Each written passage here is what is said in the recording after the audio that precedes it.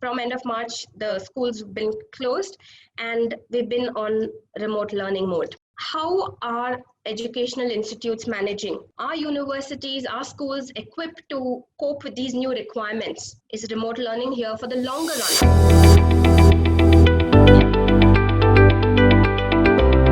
A very warm welcome to this very special session hosted by Gulf Business in association with Sorbonne University Abu Dhabi. Now it feels like every discussion we have today revolves around COVID-19 and its impact on our lives. And understandably, we have very little clarity about the situation. We have very little clarity about the future, and every business is trying its best to adapt to the current situation. One sector that has been hit, that was forced to take action pretty much immediately, was the education sector. Schools and universities were closed across the world, and schools, educational institutions, they had no choice. They had to switch immediately to remote learning. In the UAE, locally here, and from end of March, the schools have been closed and we've been on remote learning mode.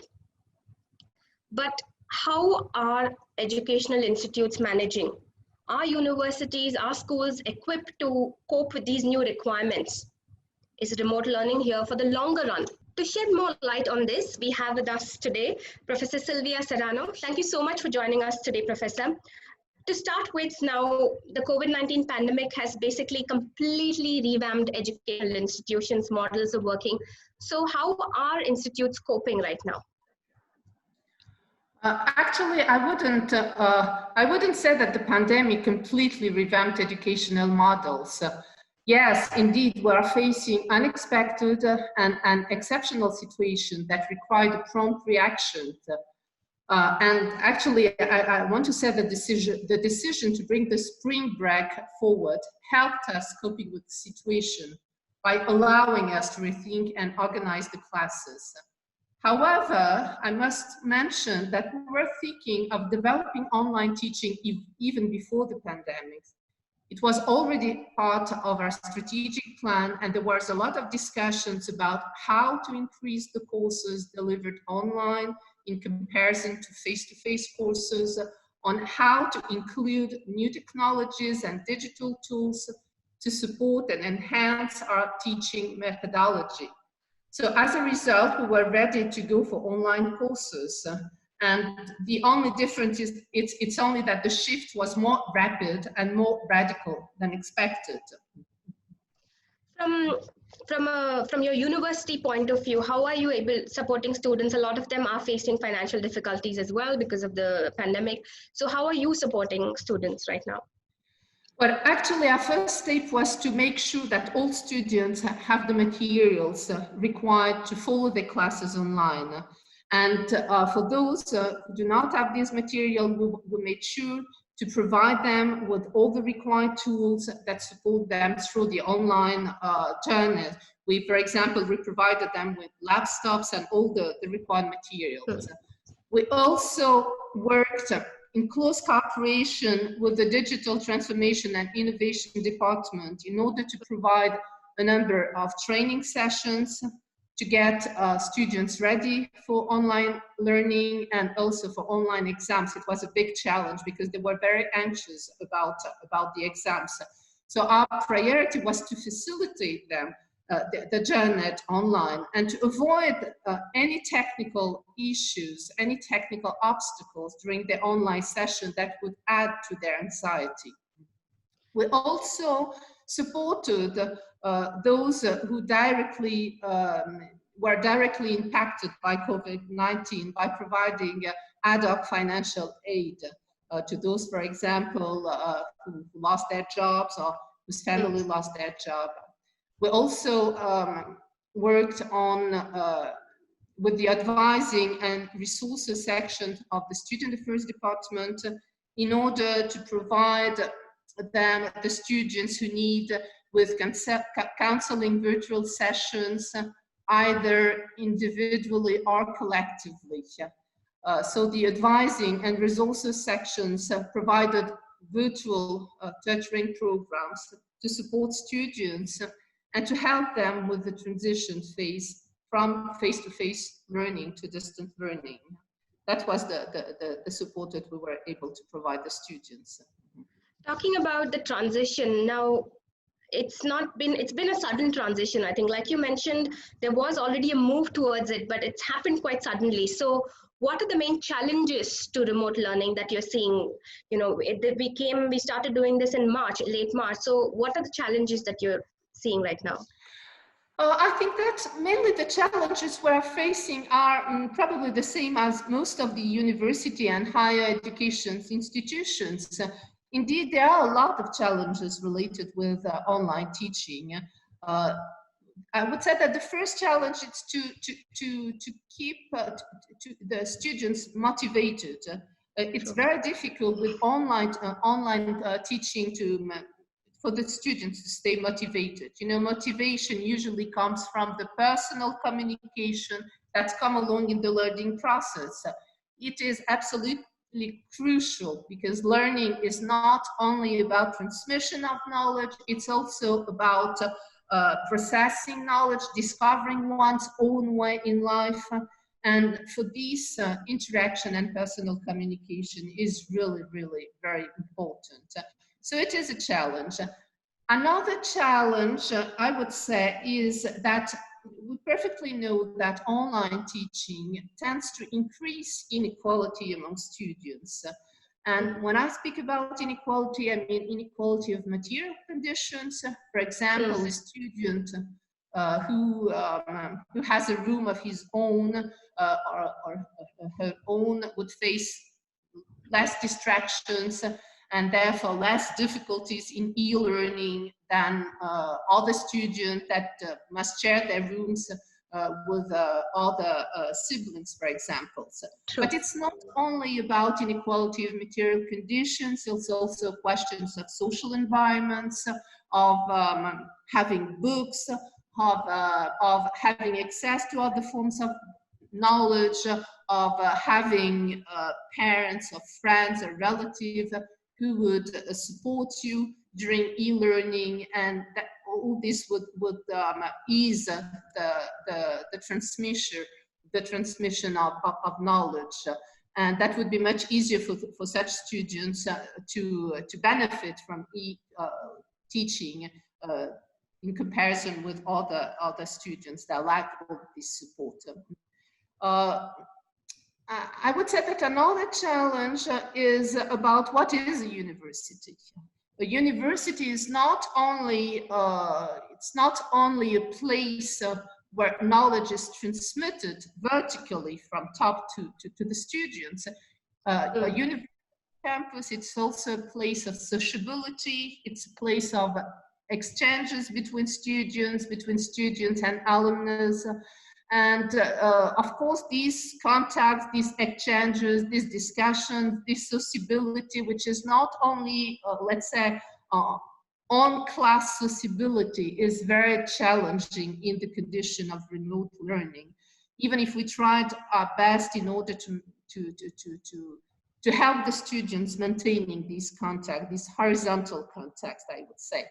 But nevertheless, there is a challenge when students might feel isolated, and we are very much also aware of the risk, of this risk, and that is why we also try to assist the students with our online counseling sessions, for example.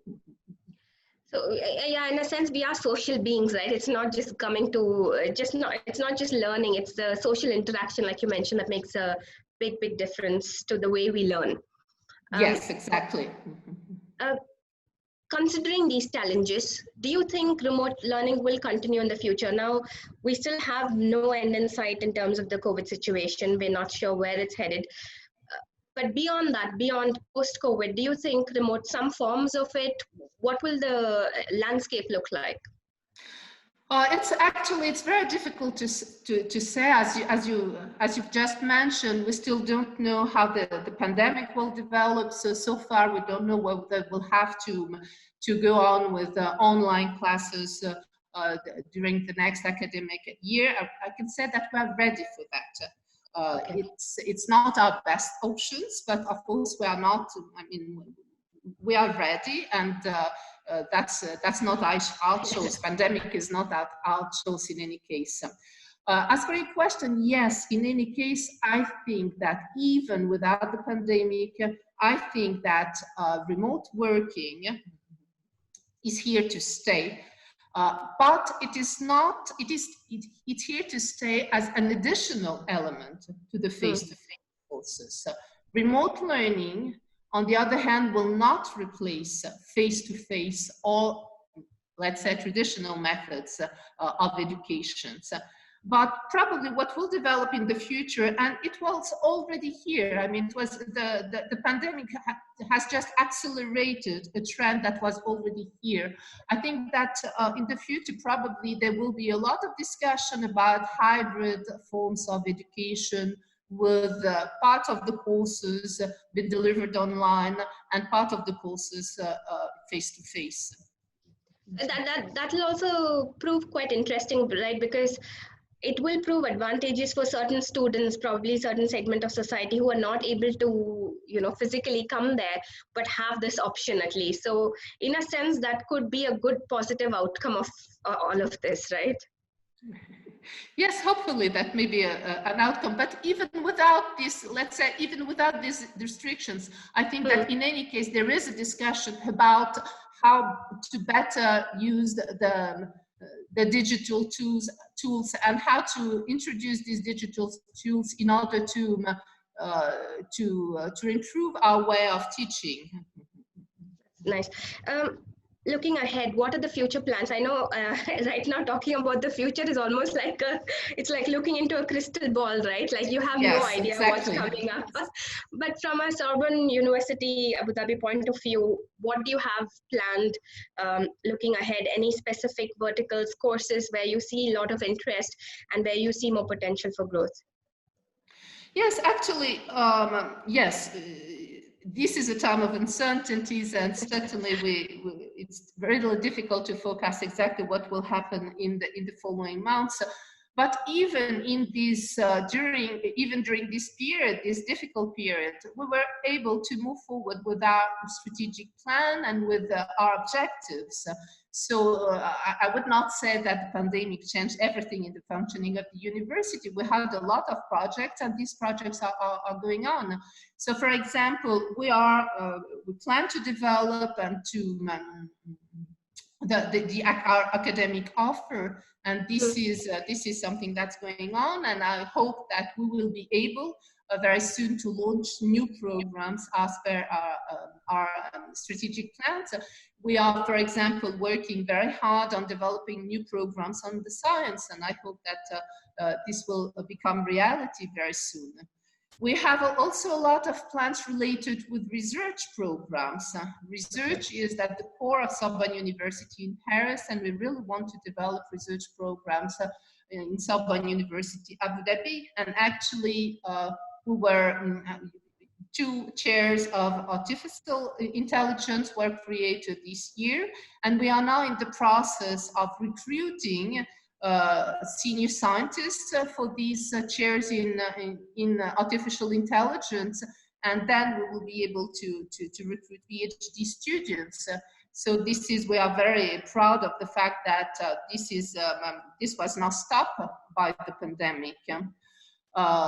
These research chairs in artificial intelligence also allowed us to launch a long-run cooperation with 2 French groups, Total and Thales, and we are very eager to make all the cooperation and partnerships with other enterprises in the future to strengthen the link between Sorbonne University Abu Dhabi and the corporate sector is something very important for us, and we are very happy to see that we are moving forward in that direction. We have also, as for research, we